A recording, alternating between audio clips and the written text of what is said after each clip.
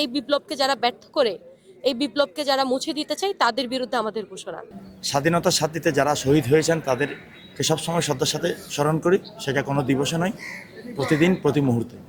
জুলাই গণঅভ্যুত্থান পর্যন্ত যে ধারাবাহিকতা সেটা যাতে মেনটেন হতে থাকে।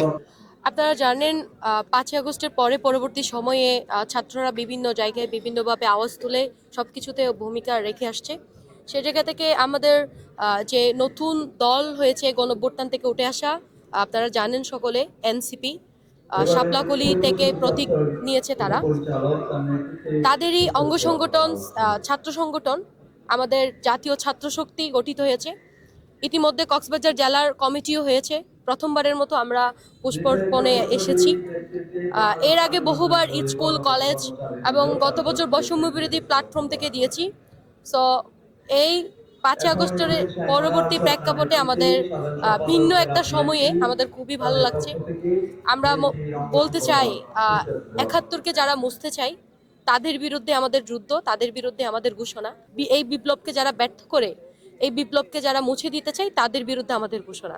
আমরা চাই 47 থেকে 71, 66 এবং 69 সহ 90-এর স্বৈরাচার আন্দোলন এবং লাস্ট 2024 সালে যে আন্দোলন হয়েছে, এই প্রেক্ষাপট থেকেই আমাদের আগামীর পথ নির্ধারণ হবে, আগামীর পথ লেখা হবে। আমরা সেটার আশাবাদী। আমরা চাই এটা প্রজন্ম থেকে প্রজন্ম বহন করে যাবে এবং সবাইকে এই মহান বিজয় দিবসের শুভেচ্ছা জানাচ্ছি।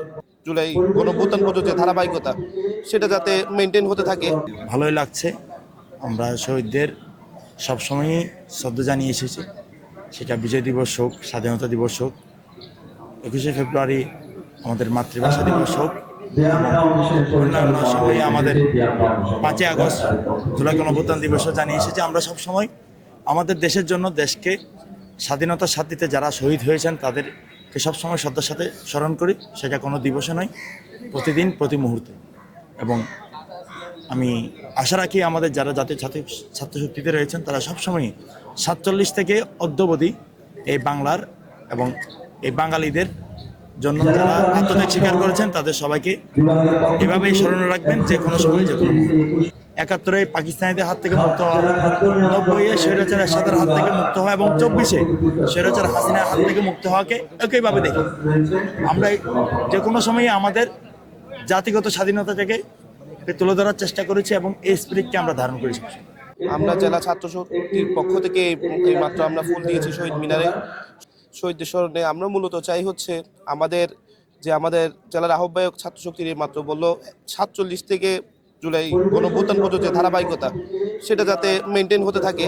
আর পাশাপাশি যে স্পিরিটটা সেটা যাতে আমাদের মধ্যে একটা generation to generation carry out হতে থাকে, এটাই আমাদের আশা। আর আমরা আশা করব মহান বিজয় দিবসে আমরা এইটা আজকে ভালোভাবে পালন করব, এই ছুটটা, এবং সবাই যার যার জায়গা থেকে আমাদের এই মেসেজটা ডেলিভার হবে কি আমাদের 47 থেকে 24-এর যে ধারাবাহিকতা সেটা চলমান আছে এবং থাকবে।